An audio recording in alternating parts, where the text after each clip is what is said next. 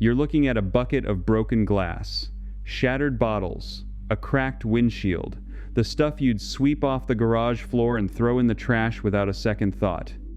Now watch what happens when you stir in one gray paste. It turns to stone, not soft, not crumbly, harder than the concrete sitting in your driveway right now. And the paste that does it costs almost nothing to make.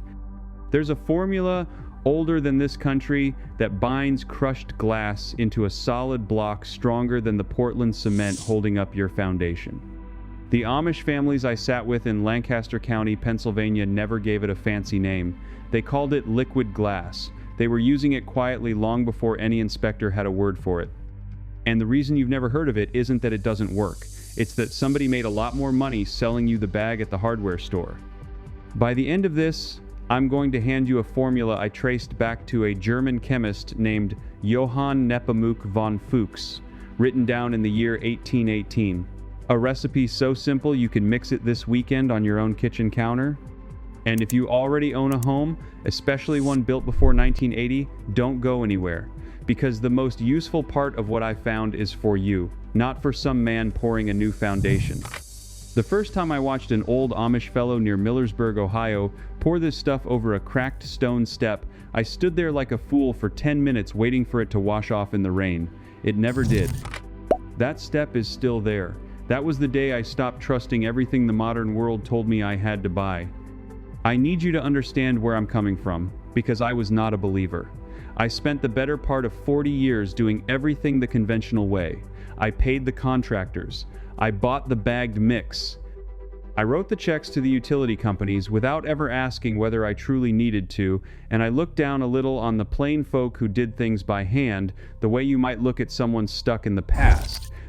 Then I spent real time in those communities, first in Lancaster County and later out in Holmes County, Ohio, sitting at their tables, walking their properties, watching how they actually live. And slowly it dawned on me that these people weren't behind. In a lot of ways, they were decades ahead, because they had never let go of things the rest of us threw away in the name of convenience. What I'm about to share isn't ancient mysticism. It's practical chemistry that works, that I watched work, that I've since done with my own two hands. The only strange part is that you were never told. Let me back up and tell you what this paste actually is, because the moment you understand it, you'll start seeing broken glass differently for the rest of your life. Glass is not garbage. Glass is nearly pure silica, the same mineral that makes up sand, the same mineral that makes up quartz and flint and the bones of a mountain. When you shatter a bottle, you haven't destroyed anything. You've just broken a rock back into gravel. The problem has always been getting it to hold together again. Melting it takes a furnace running near 3,000 degrees. No homesteader on Earth has that. But there's another way, and it doesn't need heat at all. It needs chemistry. Think about the price of that for a second. A bag of Portland cement costs you money at the store, and the raw material inside it had to be dug out of a quarry, cooked in a kiln the size of a building at nearly 2,700 degrees, ground, bagged, trucked, and marked up at every single step. The glass in your recycling bin already went through the furnace once, on somebody else's dime, years ago. All that energy is already spent and paid for. You're not buying it. You're rescuing it out of the trash. And the paste that brings it back to life is one of the cheapest chemicals a man can make. That gray paste is called sodium silicate, water glass, liquid glass. It's what you get when you cook plain sand together with washing soda until it melts into a clear, syrupy liquid that dissolves in water. It looks like corn syrup, it pours like honey, and it has no business being as powerful as it is. And here is the thing that took my breath away when I first read it. This is not some new laboratory invention. Back around 1640, a Flemish chemist named Jean Baptist van Helmont reported making a soluble glass by melting sand with excess alkali. 6 years later, in 1646, a man named Johann Glauber cooked up his own version and called it liquor silicum, the liquor of stone. These men were working by candlelight almost 400 years ago, and they had already figured out how to turn sand into a liquid you could pour from a jar. But it was von Fuchs in 1818 who nailed down the version we'd recognize today, treating silicic acid with an alkali to make something that dissolved in water but wouldn't wash away once it set. Think about that date. 1,000 818.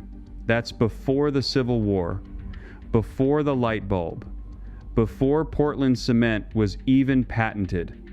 The knowledge of how to glue stone to stone with a cold liquid was sitting in a chemistry notebook while your great-great-grandfather was still plowing with an ox. And von Fuchs wasn't tinkering for fun. His liquid glass got put to work almost immediately across Europe. Painters brushed it over murals to lock the color into the wall so it would never fade, a technique they called mineral painting because the paint literally turned to stone on the surface. Builders used it to fireproof timber and cloth because a rag soaked in water glass simply will not catch a flame the way a dry one does. It sealed barrels, it hardened soft stone, it glued together grinding wheels. This one honest, humble liquid did a dozen jobs that today we solve with a dozen different products, each one in its own plastic bottle with its own price tag. That's a pattern you'll start to notice everywhere once you see it. The old world had one tool that did many things. The modern world sells you many tools that each do one thing and charges you every time. So what does the paste actually do to the glass? When you grind glass down into a fine powder and wet it with this alkaline liquid, the surface of every tiny particle starts to dissolve just barely, just at the skin. Those dissolved bits reach out and link arms with the particles next to them, forming long mineral chains. In a matter of hours, the whole mass stops being loose powder and locks into one continuous stone. Chemists have a modern name for the family of materials this creates. They call them geopolymers, a term coined by a French scientist named Joseph de Vatavitz back in 1978. But strip the fancy word away and you're left with something ancient. You're making rock cold in a bucket, on your own property, with trash. No kiln, no furnace, no permit, no factory, just chemistry, doing quietly what nature usually takes a mountain and a million years to do. Let me tell you how a regular person actually does this, because I know that's the question running through your head. You save your glass, the bottles and jars, and you rinse them. You break them down inside a heavy cloth sack or a steel bucket so nothing flies, and you wear eye protection and a good dust mask because glass dust is nothing to breathe. Then you grind. Some folks use an old cast iron corn mill, some use a ball mill made from a length of pipe and a few steel balls turned by a small motor. Some do it in batches in a sturdy metal mortar. You want it as fine as you can get it, finer than table salt, closer to flour. Then you sift it. What passes through is your pozzolan. What doesn't, you grind again. It is slow, honest work, the kind our grandfathers never thought twice about, and at the end, you're holding a jar of material that a company would sell you for real money, made from what you were about to throw away. Now here's where the story turns, and where you start to understand why this was allowed to gather dust. Because it isn't just that glass can be made solid again. It's that glass, handled the right way, makes concrete stronger than concrete has any right to be. For years, the building industry told everyone that glass was the enemy of concrete. Toss broken glass in a slab, they said, and it'll rot from the inside out, and they weren't entirely lying.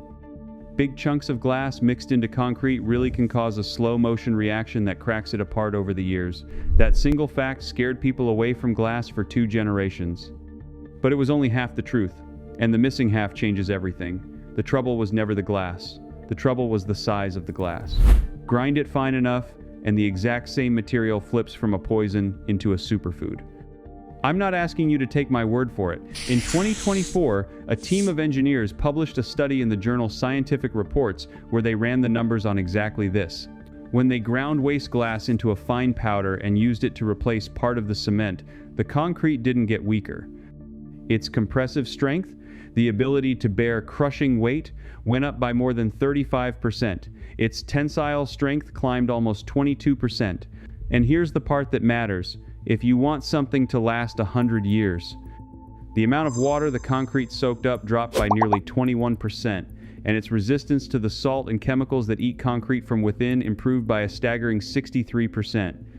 Read those numbers again slowly. Stronger, tougher, more waterproof, more resistant to rot, all from the powder of the bottles you've been paying the county to haul away. The one rule the researchers were firm about is that you keep the glass powder to about 1/5 of the total mix. Past that, you tip back toward trouble. But at that ratio, the fine glass behaves like what old-timers called a pozzolan, a reactive mineral dust that eats up the weak, chalky byproducts inside curing concrete and turns them into hard, dense, permanent stone. Let me explain what's actually happening inside that slab, because once you understand it, you'll never look at a bag of cement the same way. When ordinary concrete cures, it doesn't just harden and stop. It leaves behind a weak, soft, chalky leftover called calcium hydroxide, spread all through the mix like fat marbled through cheap meat. That soft leftover is the weak link. It's the first thing water attacks, the first thing salt eats, the first thing that crumbles. Now, a fine reactive dust like ground glass does something beautiful. It hunts down that soft chalk and reacts with it, converting the weakest part of your concrete into more of the strong, gluey mineral that holds the whole thing together. It's not filler, it's medicine. It goes in and heals the flaw that was built into ordinary concrete from the start. And here's why the size is everything. The reaction can only happen on the surface of each glass particle, where the alkaline water can reach it. A big chunk of glass is almost all locked up inside with only a little surface, so it just sits there and swells and eventually cracks the concrete. But grind that same glass down to a powder finer than flour, down to 50 or 60 microns, thinner than a human hair, and suddenly that one chunk becomes millions of tiny particles with an enormous total surface. Now it's all reaction and no dead weight. Same glass, opposite result. The only thing that changed was how fine you ground it. That single detail, fineness, is the whole secret the building trade let people misunderstand for 50 years. And it's the difference between a slab that fails and a slab that outlives you. That word, pozzolan, is the thread that ties this whole story together, and it's about to take us somewhere most people have never looked. Before we get there, I want to be straight with you about something, because I promised myself I'd never be the kind of man who dangles a secret and never delivers. Everything I'm walking you through, the liquid glass paste, the fine ground pozzolan, the ratios, the sealing tricks, is drawn from a much bigger collection I've been piecing together for years, from old manuals, extension bulletins, and the families who never stopped using this knowledge. I gathered the complete set into something I call the Complete Field Vault. 3 volumes covering the suppressed Amish home formulas for heating, cooling, the pantry, pest control, and going off-grid. And there's a limited time offer on it running right now that's linked down in the description with a QR code on your screen you can scan. This video is one taste of that buried archive, so let's keep digging, because the next piece is the one the concrete companies would rather you never connect. Here is the question that should be bothering you by now. If fine glass and reactive mineral dust make concrete this much stronger, and people have known how to make liquid glass since the 1600s, then where is the proof that this actually lasts? Where's the building that's still standing? The answer is standing in Rome, and it's almost 2,000 years old. Walk into the Pantheon in Rome today and look up. Above your head is the largest unreinforced concrete dome on the face of the earth, and it has held itself up without a single steel bar for nearly 20 centuries. Let that sink in. There is no rebar in it, no steel skeleton, none of the reinforcement we consider absolutely mandatory today, and yet it has stood through earthquakes, through wars, through the rise and fall of empires, since a time when the Emperor Hadrian walked the earth. No modern parking garage will do that. Most concrete we pour today starts falling apart in 50 years, and we consider that normal. We tear down and rebuild what should have lasted over and over, and we pay for it every single time. The Romans built harbors that are still standing in salt water, the single most destructive place you can put concrete, and the ocean has been beating on them since before the New Testament was finished. For hundreds of years, nobody could fully explain it. They knew the Romans mixed volcanic ash, called pozzolana, after the Italian town of Pozzuoli, together with lime. That was the recipe.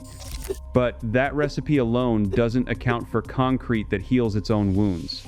Then, in January of 2023, a team of scientists led by researchers at the Massachusetts Institute of Technology and Harvard cracked it open. They took 2,000-year-old samples of Roman concrete from an archaeological site called Privernum in Italy and put them under electron microscopes. For years, everyone had noticed little white chunks scattered through Roman concrete and dismissed them as sloppy mixing, cheap work, mistakes. The lead scientist, a man named Admir Masick, refused to believe the Romans, who obsessed over their recipes, would suddenly get careless. He was right. Those white specks weren't mistakes. They were the secret. What the team discovered is that the Romans didn't gently slake their lime the safe, modern way. They mixed the raw, blistering hot quicklime straight into the pozzolana at extreme temperatures, a method the researchers named hot mixing. Those little white lime clasts it left behind act like thousands of tiny first aid kits buried inside the stone. When a crack forms and water seeps in, the water hits one of those lime pockets, dissolves it, and the mineral flows into the crack and hardens right back into solid rock. The concrete stitches itself shut. The MIT team proved it in the lab. They cracked a slab, made the Roman way, and a slab made the modern way, ran water through both, and within 2 weeks the Roman-style crack had sealed itself completely while the modern slab stayed broken. That work was published in the journal Science Advances, and it turned 2,000 years of guessing into hard fact. There's more to the Roman story that makes it hit even harder. Those seawalls I mentioned, the ones still standing in salt water after 2,000 years, don't just resist the ocean. They actually got stronger from it. Modern concrete dies in seawater. The salt worms its way in, rusts the steel, and blows the whole thing apart from within, which is why coastal bridges and piers need constant, expensive repair. But when seawater soaked into Roman concrete, it triggered new crystals to grow right inside the pores, knitting the structure tighter as the decades passed. The single most destructive environment we know of made their material better. We are, with all our engineering and all our machinery, still building things that fall apart faster than what men built by hand before the fall of the empire. That should stop you cold. Now connect the dots, because this is the part that made me angry. The Romans used volcanic ash because that's the reactive silica they had lying around their country, dug from the ground near Pozzuoli, in the shadow of a volcano. You and I don't have a volcano in the backyard, but finely ground glass does the exact same job. It is a man-made pozzolan, the same reactive silica, just born in a furnace instead of a mountain. Chemically, the two are cousins. When you crush a bottle to powder, you are, in a very real sense, manufacturing your own volcanic ash without a volcano. The Amish, without a laboratory, without a grant, without a single university behind them, arrived at the same principle by feel and by patience, passed hand to hand across generations. They mixed lime, sand, and the reactive dust they could get, and they built things that outlasted the men who built them. The barns still standing in Lancaster County after 150 years are not an accident. They are proof. Therefore, if you've been sitting there thinking this all sounds wonderful for a man pouring a brand new foundation but useless for you in the house you already own, I need you to lean in now, because this next part is specifically for you. Now, if you already own a house and you're thinking this only applies to people building from scratch, stay with me. Because everything I've described works just as well as a repair and a seal as it does in a fresh pour, and that's where an existing home wins. You do not need a permit to fix your own cracked step. You do not need a contractor to seal your own basement floor. You do not need anybody's blessing to patch the pit in your own concrete porch. These are the small, quiet jobs that a family has always done for itself, and the liquid glass paste does them beautifully. And let me put a number on what that saves you, because this audience has been burned by vague promises before, and I don't blame you one bit. A contractor to come out and seal a basement floor can run you many hundreds of dollars, sometimes well over 1,000 once you add the trip charge and the branded product markup. A jar of the raw chemical to do the same job yourself is a tiny fraction of that, and it does more square footage. Over the years I've owned homes, I figure I handed strangers thousands of dollars for jobs I could have done in an afternoon with a jug and a brush, simply because nobody ever taught me there was another way. That's the real cost of forgotten knowledge. It isn't just the inconvenience. It's the slow, steady drain on a family's savings, year after year, for problems that were never that hard to solve. Here's the simplest one, the one I've done with my own hands. Take that cracked concrete step, or the powdery, dusting basement floor that leaves chalk on your socks.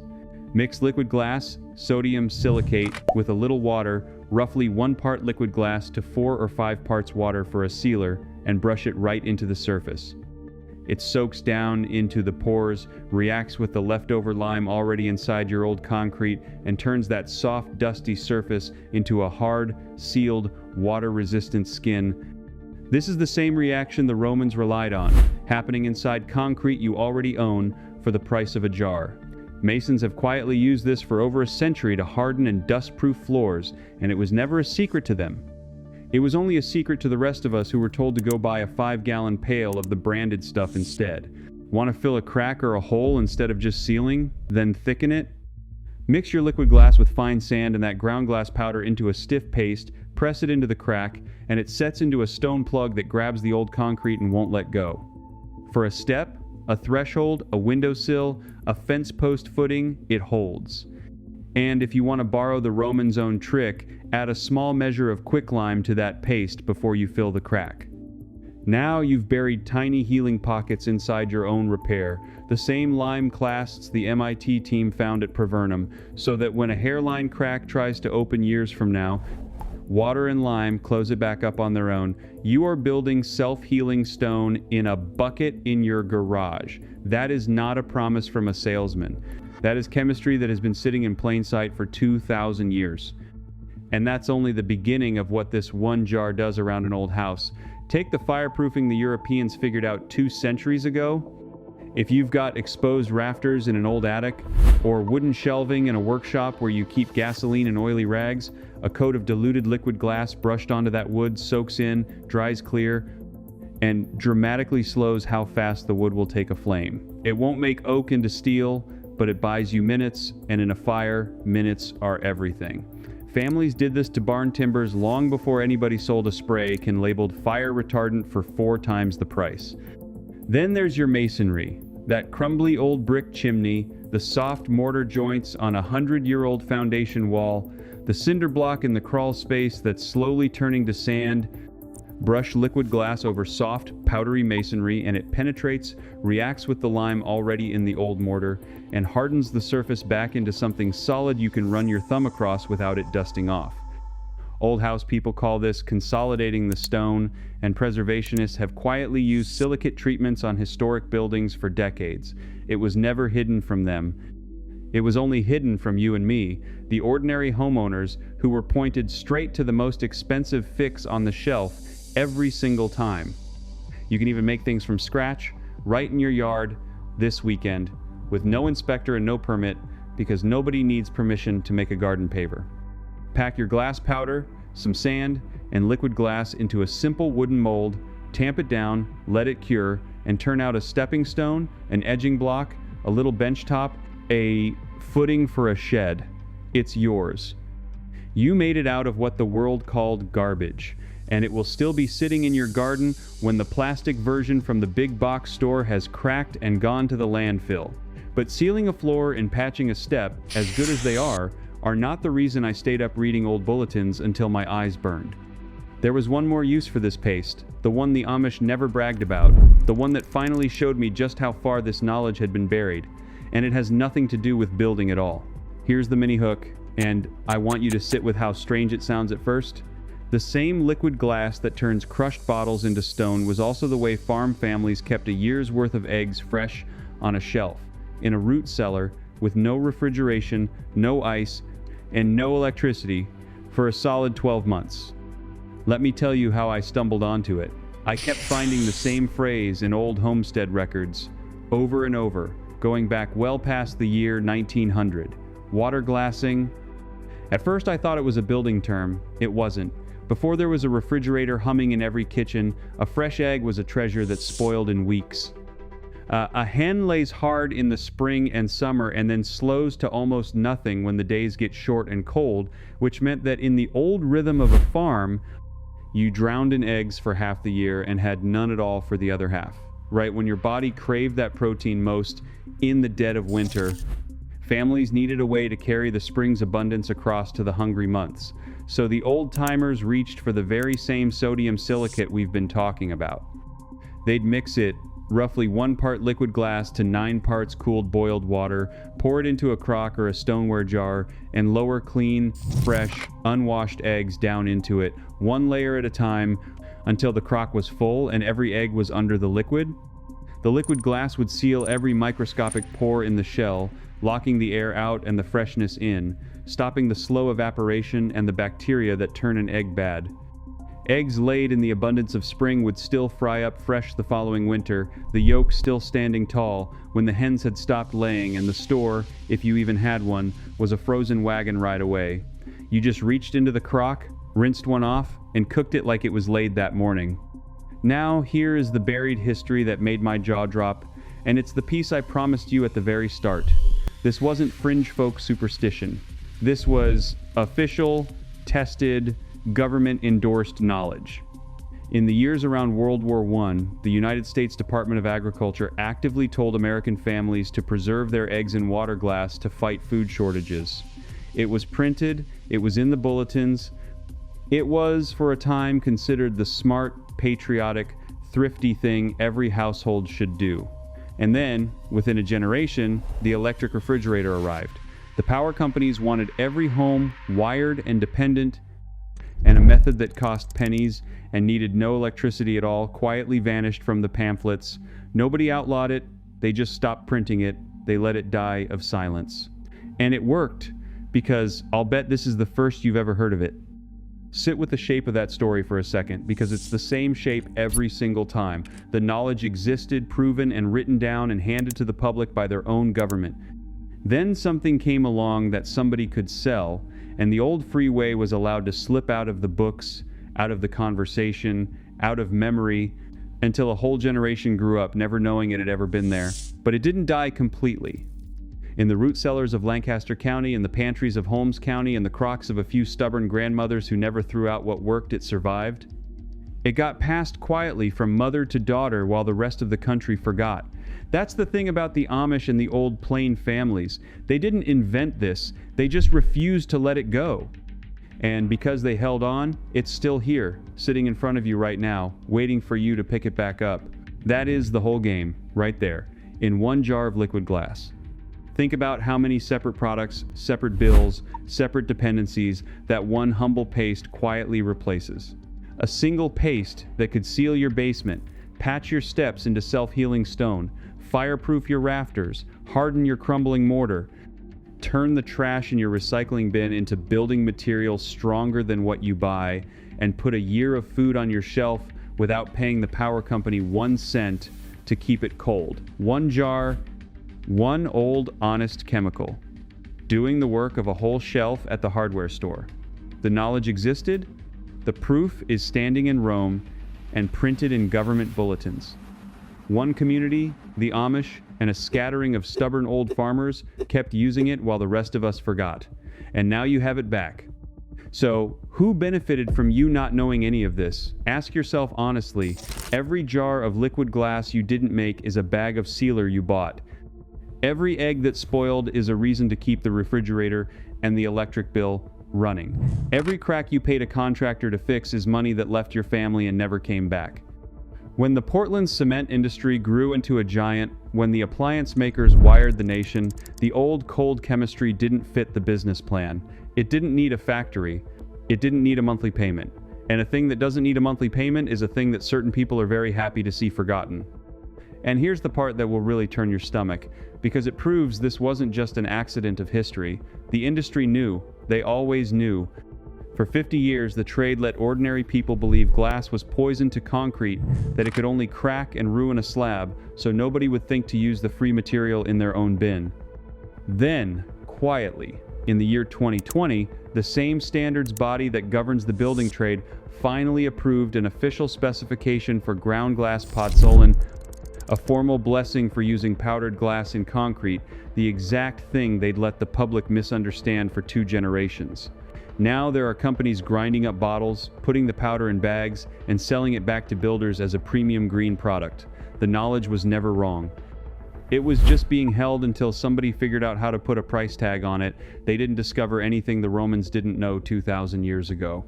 They just waited until they owned the patent on the sunrise. You just got it back.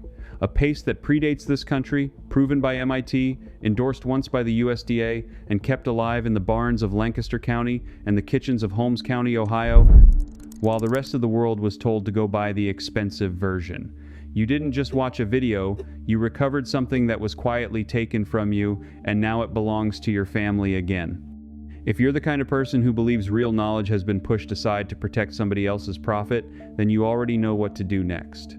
I want you to tell me one thing down in the comments, and be specific, because this audience is too quiet, and I know you're out there. Which use hit you the hardest? Was it sealing your own basement floor with a jar of liquid glass, or was it the fact that your grandparents could store a year of eggs on a shelf and nobody ever told you? Type it out. Say it plainly. I read every one, and the answers tell me what buried thing to dig up next. And if you want to keep going, subscribe and stand with the people who are quietly recovering what was taken, one lost formula at a time. This isn't a channel so much as it's a group of folks who decided they were done being kept in the dark, done paying for things their grandparents got for free, done trusting that the expensive way is the only way. That's the movement, that's who we are.